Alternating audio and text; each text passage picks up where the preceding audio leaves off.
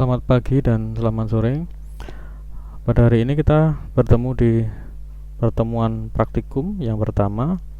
Pada praktikum yang pertama ini, seperti yang Anda lihat di layar, kita akan membahas tentang data processing, data pre-processing menggunakan Python. Untuk melakukan praktikum ini, yang perlu Anda siapkan adalah akun Google Anda untuk mengakses Google Drive Anda. Kemudian juga nanti kita akan menggunakan Google Collaboratory untuk editor Python-nya. Kemudian yang berikutnya adalah Anda silahkan download materi atau bahan praktikum yang ada di e-learning. Yang saya sediakan adalah modul praktikum, kemudian bahan praktikum. Nah, untuk bahan itu sendiri, kalau Anda lihat ada data yang nanti akan kita gunakan untuk praktek. Kemudian yang kedua adalah script dari praktikum kita pada hari ini, yaitu data pre-processing. Nah, silakan Anda siapkan kedua file ini yang Anda buka, dan juga untuk scriptnya Anda juga buka. Saya akan jelaskan secara garis besar praktikum kita hari ini. Kita akan mencoba apa saja. Nah, yang pertama, Anda silahkan siapkan drive Anda. Ya, Anda siapkan drive-nya dulu. Masuk ke akun drive Google Anda. Lalu silahkan Anda buat folder. Misalkan saya beri nama praktek data mining.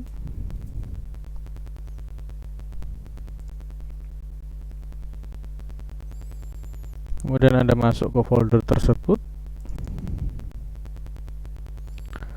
Lalu kita akan menyiapkan file untuk praktikum kita yang pertama ini, ya, dengan cara klik kanan. Kemudian Anda siapkan dokumen baru. Anda pilih pada bagian lainnya, lalu Anda pilih pada bagian collaboratory. Anda klik.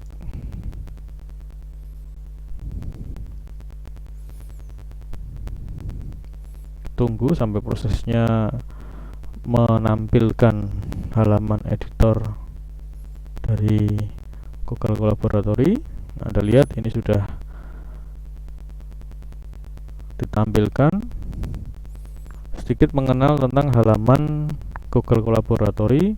Kalau Anda lihat di bagian di sini, kita nanti akan menggunakan server cloud milik Google. Nanti akan di sini akan muncul kita terkoneksi ke server dengan spesifikasi seperti apa. Coba kita klik connect. Dia akan dialokasikan, kemudian kita akan mendapatkan server yang terhubung dengan kapasitas harddisk dan memori yang nanti akan tampil di sini. Kita tunggu, kita lihat, ya, sudah terkoneksi. Kita punya harddisk sejumlah 107 GB dengan memori total 12,69 GB. Nah, ini nanti siap kita akan gunakan untuk melakukan praktek. Yang kemudian ini adalah editor. Di dalam editor kita bisa menambahkan beberapa baris kode atau beberapa baris teks. Contoh, saya tambahkan teks. Nanti di sini kita bisa menambahkan judul. Ya, di judul. Kemudian kita juga bisa format, atau kita juga bisa menambahkan teks script untuk kita melakukan coding menggunakan Python. Nah, untuk menghapusnya ada di bagian kanan. Nah, di antara ini juga ada fungsi untuk kita menyisipkan. Contoh di sini kita akan menyisipkan teks pada bagian atas. Kita sisipkan. Terus kita tulis, misalkan praktikum 1 data pre-processing. Nah, contoh. Tampilannya berupa teks, ini juga bisa kita besarkan, Ini tampilannya ada di paling kanan ini. Kemudian kalau kita tambahkan lebih besar nanti akan muncul seperti ini. Kita hapus saja, kita buat yang paling besar. Kita bisa tekan bold untuk membuat bold ya, untuk membuat bold kita blok, kemudian bold. Lalu pada bagian kiri ada table of content. Nanti ini adalah teks yang kita buat akan muncul di sini, namanya section. Kemudian ini adalah untuk mencari, kemudian ini untuk menambahkan beberapa variabel yang akan muncul di sini. Kemudian ini adalah file untuk meletakkan data nanti yang akan kita gunakan selama praktikum. Tadi kalau Anda lihat di bahan praktikum ada data.csv yang nanti akan kita upload ke bagian ini, files. Oke.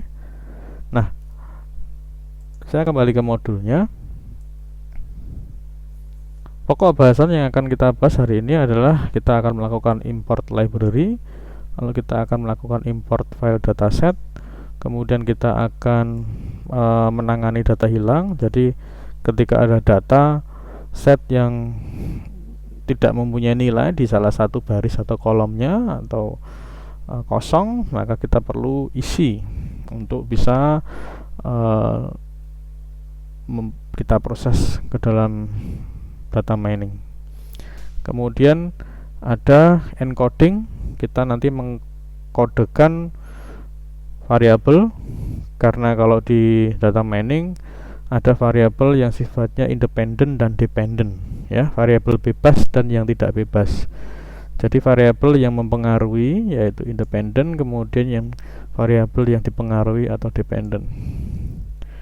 Lalu dari dataset yang ada itu kita akan pisahkan kaitannya dengan proses training dan testing. Maka data-data yang ada di atas independen dan dependent kita akan bagi menjadi data training dan data test. Maka kita perlu split ke dalam variabel yang baru yang nanti kaitannya dengan metode-metode yang berikutnya, seperti kita lakukan estimasi, kemudian forecasting, yang mana membutuhkan data training, kemudian juga membutuhkan data testing. Kemudian yang terakhir, yang poin 6 adalah penskalaan fitur. Ini tidak selalu dilakukan apabila memang ada beberapa metode yang membutuhkan fitur-fitur itu untuk diskalakan dalam rentang angka atau numerik tertentu. Jadi poin 1 sampai 5 ini nanti akan kita selalu lakukan selama praktikum. Jadi ini adalah sebuah template yang nanti akan dilakukan terus menerus. Hanya mungkin yang berbeda adalah datasetnya. Demikian juga banyaknya variabel independen yang nanti kita hitung. Baik, kita masuk yang pertama. Kita akan lakukan import library. Kita menggunakan 3 library, yaitu NumPy, lalu ada Matplotlib, kemudian ada Pandas. Di bagian modul sudah saya jelaskan di situ. NumPy adalah library untuk menyediakan antarmuka yang nanti untuk operasi numerik. Kemudian Matplotlib nanti kaitannya dengan gambar visual. Kita bisa melakukan membuat gambar grafik menggunakan Matplotlib ini. Kemudian Pandas ini adalah library untuk kita melakukan analisis dan manipulasi sebuah data, yang mana datanya tadi kita awali dari library NumPy yang bekerja dengan selayaknya seperti list yang ada di Python. Baik, kita akan copy saja 3 baris itu, atau Anda bisa juga lakukan copy dari file yang txt atau csv atau py ya, py ya filenya ya. Anda copy. Ini saya ambil dulu saya copy, kemudian saya akan masukkan ke sini. Teks ini akan saya ganti, kemudian saya akan copy 3 ini ke bagian code ya, lalu kita jalankan.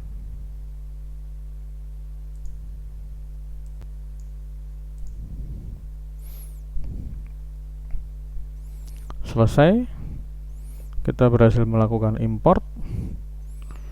Yang berikutnya adalah kita melakukan import dataset. Dataset yang berupa file data CSV ini akan kita unggah.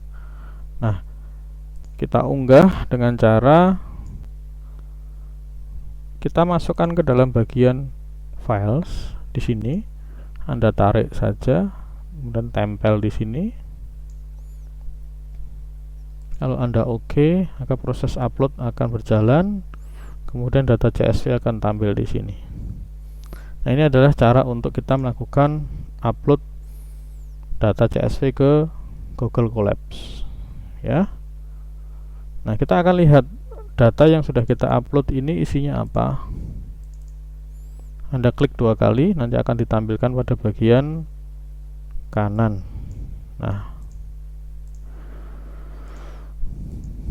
ada 10 data ya, dengan 4 kolom: country, age, salary, dan purchase. Kalau Anda lihat di sini ada data-data kosong ini di bagian age, Spain, kemudian di bagian salary, Jerman. Ini yang nanti akan kita proses dengan data missing. Nah, kemudian purchase ini adalah variabel yang dipengaruhi dependent. Jadi country, age, salary ini adalah variabel independent, kemudian purchase ini adalah variabel dependent. Nah, purchase ini dipengaruhi oleh 3 variabel tersebut. Ada negara, ada umur, kemudian ada salary, pendapatan. Sehingga dia menentukan, oh kalau Prancis umur 44, salary-nya 72.000, purchase-nya no. Nah, kita akan mencari pola dari dataset yang ada di sini. Nah, yang berikutnya silahkan Anda copy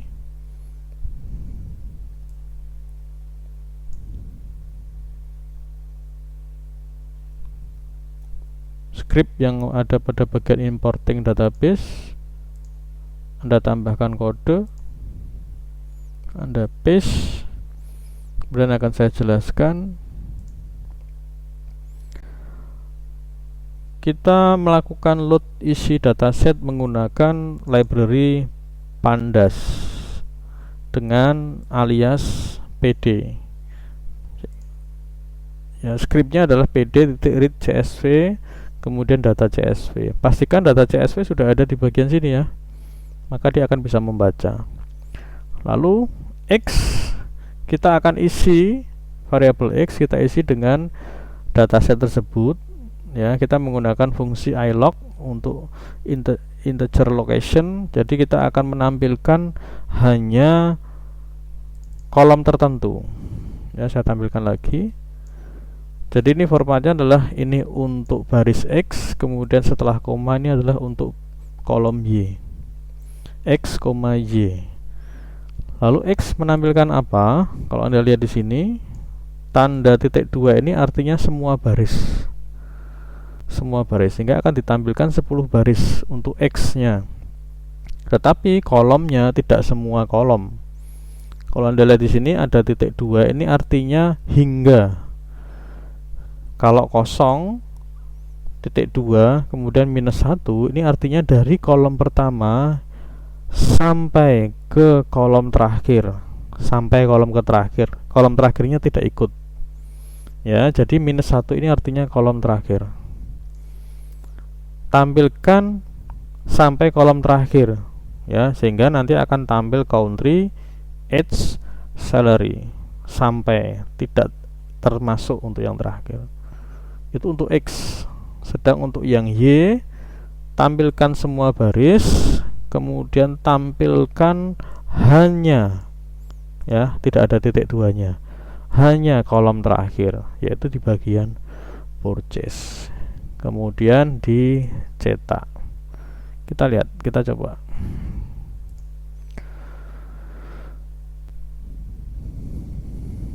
Nah, ini adalah variabel X.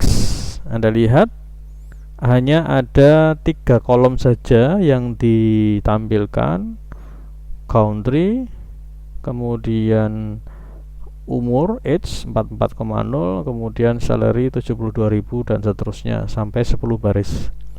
Sedang untuk yang Y hanya kolom terakhir, no, yes, no, no, yes, yes, no. Nah, Anda lihat urutannya. Ini adalah variabel yang terakhir. Maaf, kolom yang terakhir. Ya. Sampai dengan ini kita sudah punya 2 variabel, yaitu X besar dan Y kecil. X adalah variabel independen, Y adalah variabel dependent. Nah, selanjutnya kita akan memproses data-data yang kosong. Kita akan memanfaatkan library sklearn, ya, untuk mengganti kolom atau baris yang kosong tersebut dengan nilai rata-rata.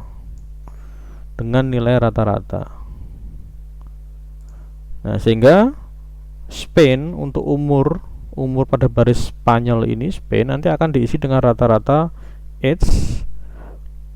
Sedang Jerman ini nanti akan diisi dengan rata-rata semua salary. Kita akan menggunakan library sklearn. Kemudian kita akan memanfaatkan kelas simple inputter, ya, simple inputter. Ya, Anda copy dulu, Anda paste, tambahkan kode. Ini saya tutup saja. Kita paste.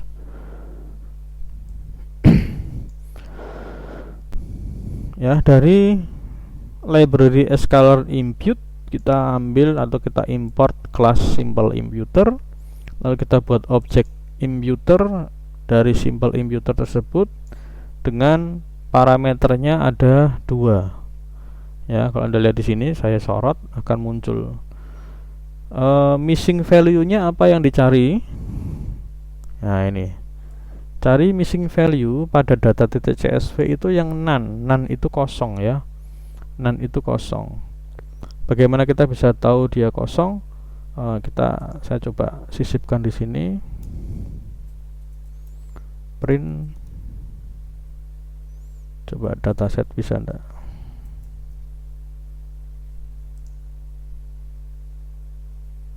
Nah, dataset asli kalau kita cetak seperti ini, Anda lihat ada 2 isian yang bernilai none. Ini yang akan kita temukan pada fungsi simple imputer ini.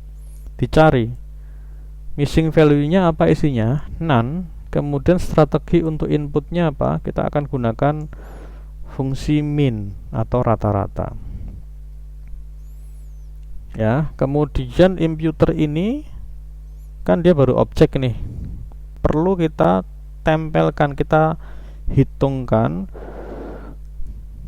atau nanti akan kita, jadi fit itu akan menghitung dulu,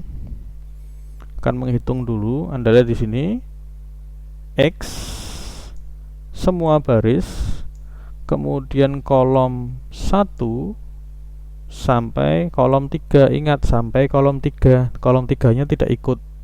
Jadi yang dimaksudkan dari ini adalah hanya kolom 1 dan 2. Apa yang dimaksud dengan kolom 1 dan 2? Saya buka lagi data.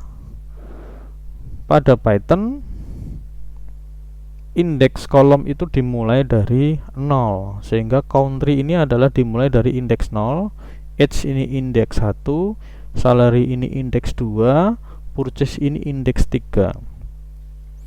Kalau X kolomnya hanya kita panggil 1 sampai 3, yang 3 tidak ikut ya, maka dia hanya akan menampilkan 2 saja, yaitu age dan salary. Maka fit ini akan menghitung rata-rata ya, rata-rata dari age, dicari dulu mana yang kosong ya.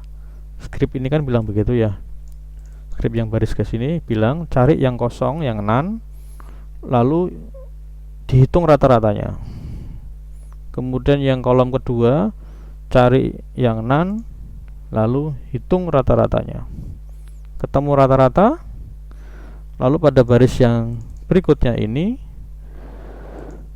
X kolom 1 sampai 3 ya, 3 tidak termasuk, maka isinya akan ditransform. Yang bagian kosong-kosong ini akan ditransform oleh hasil hitungan yang ada di inputer.fit ini. Jadi sudah ketemu rata-ratanya, tetapi belum ditempelkan pada bagian datanya tersebut. Maka ini tugasnya adalah menempelkan pada bagian-bagian yang kosong, lalu dicetak. Ya, kita lihat, kita eksekusi. Yang kosong adalah semula pada bagian Spain. Anda lihat Spain sudah ketemu rata-ratanya 38,7778. Sedang untuk salary yang kosong adalah Jerman rata-ratanya adalah 63.777,77778. Nah, proses untuk melakukan pengisian data hilang ya sudah selesai, karena data yang hilang hanya ada pada variabel X. Nah, caranya seperti itu. Yang berikutnya adalah kita akan mengkodekan dua variabel tersebut ya, variabel X independent kemudian dan variabel Y dependent, karena kalau kita ingin memproses data X dan data Y ini, kita harus melakukan perubahan ke dalam bentuk numerik. Kalau Anda lihat ya, X ini saya tambah Y saja supaya biar muncul semua.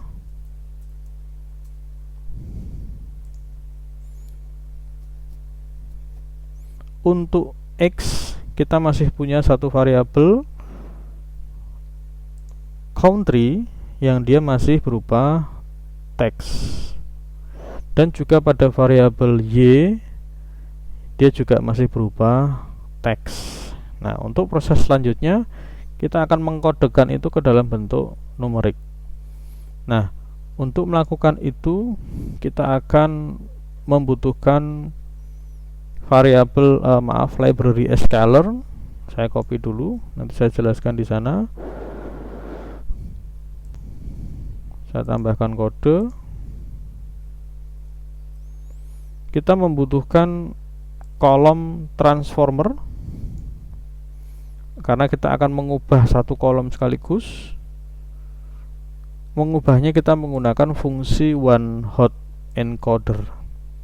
oneHotEncoder ini nanti akan mengkodekan isian-isian yang ada di kolom ini dengan angka 1. Nah, kalau kita lihat pada bagian ini, country ini hanya ada 3, French, Spanyol, dan Jerman. Maka dengan fungsi column transformer ini, kemudian dengan fungsi one hot encoder, maka nanti France, Spain, Jerman ini akan dikodekan dengan angka 1. Kalau France berarti 1,00, kalau Spain 010, kalau Jerman 0,0,1, sehingga menjadi sebuah list atau metrik. Nah,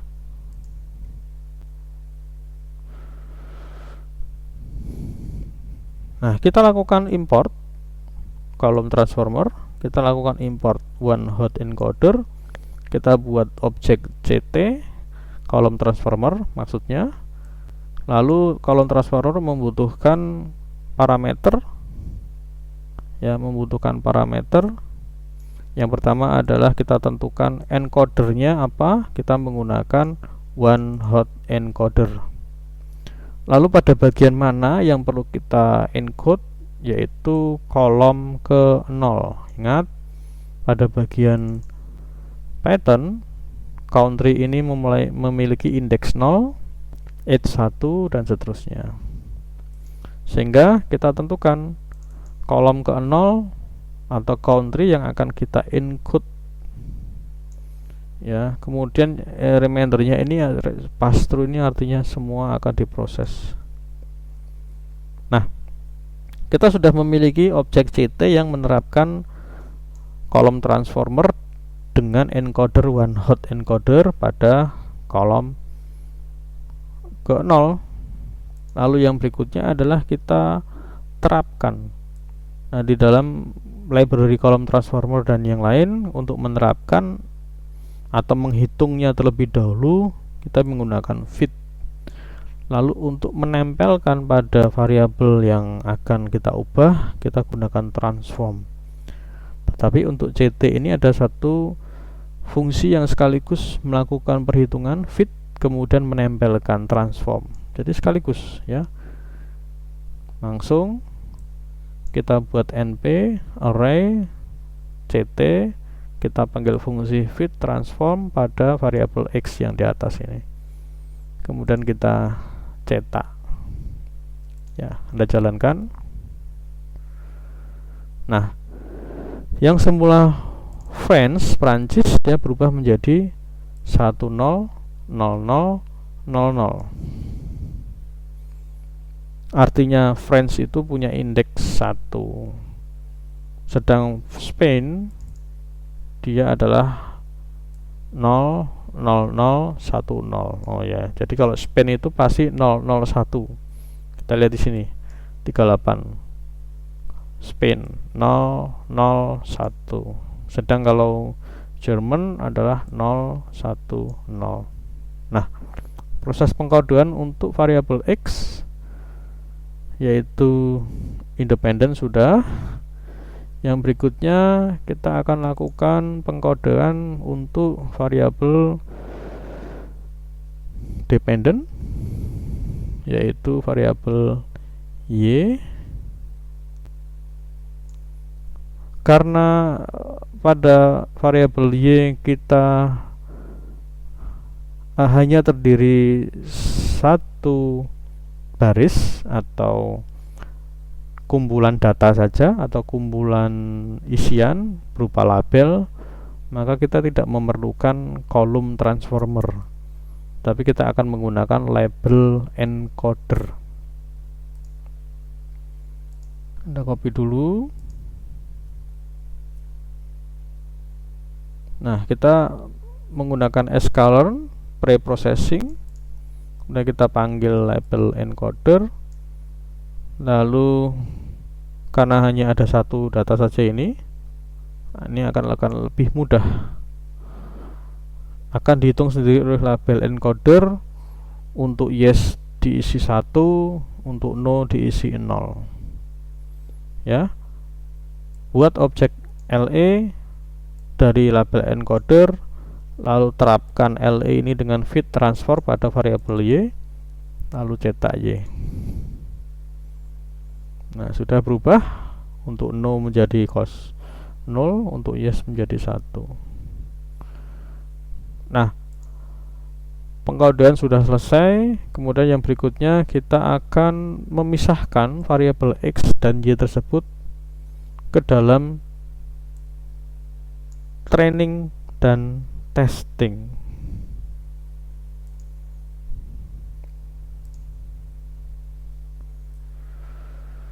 Kita menggunakan kelas train atau fungsi train test split dari kelas sklearn, library sklearn, model selection.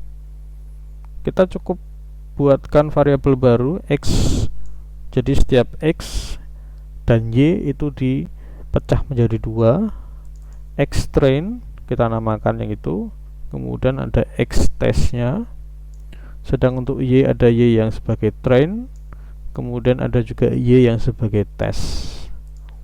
Nah, apa yang di split variabel X dan variabel Y.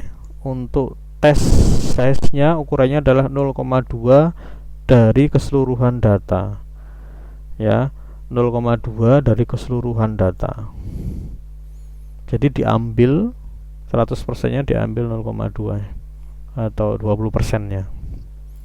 Kemudian random state-nya true. Cukup itu saja. Ketika ini dijalankan, kita akan memiliki 4 variabel baru, yaitu X untuk training, X untuk testing nanti, Y untuk training, dan Y untuk testing. Ini X, ya. Anda lihat di situ, X untuk training, X untuk testing, Y untuk training, Y untuk testing. Nah, ini adalah data preprocessing yang memang perlu kita siapkan setiap kali kita akan menggunakan metode pada data mining di tahapan berikutnya. Nah, yang berikutnya yang terakhir adalah ini optional. Ini adalah penskalaan fitur. Seperti tadi kita ingin menskalakan angka atau nilai tersebut ke dalam rentang tertentu, misalkan antara minus 3 sampai plus 3. Ya, kita lakukan saja. Ada copy, kemudian Anda paste. Anda lihat di sini angka untuk age, umur itu kan paling tinggi adalah 50. Ya, sedang untuk salary paling tinggi adalah berapa ini? 83.000. Tapi jika diperlukan ini diskalakan ulang ke dalam rentang nilai tertentu, baru kita melakukan proses scaling ini. Nah, kita menggunakan standard scaler. Standard scaler itu nanti ya proses pembagian seperti standar biasa. Kita langsung buat SC-nya. SC ambil dari fungsi standard scaler, langsung diterapkan. Langsung diterapkan ke variabel xtrain dan xtest. Ya. Untuk yang Y kenapa tidak? Karena dia sudah bernilai 0 dan 1. Sedang kalau yang X masih ada yang nilainya besar-besar. Nah, ini kita standarkan dengan cara xtrain. Anda lihat semua baris, kemudian mulai dari kolom ketiga. Ingat, kolom ketiga. Ini indeks ke-0, indeks ke-1, indeks ke-2, dan ini baru indeks ke-3. Sehingga kalau kita ingin melakukan scaling pada kolom 38 dan kolom 52.000, ini berada di kolom ke indeks ke-3 dan ke-4. Maka di sini ditulis mulai dari 3 sampai selesai, sampai akhir. Maka tidak perlu ditulis sampai kolom keberapa, mulai dari 3 sampai akhir. Demikian juga untuk yang X test.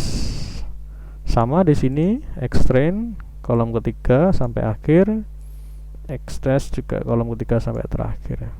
Nah, kita running, maka Anda lihat angkanya berubah dari minus hingga sampai ke plus.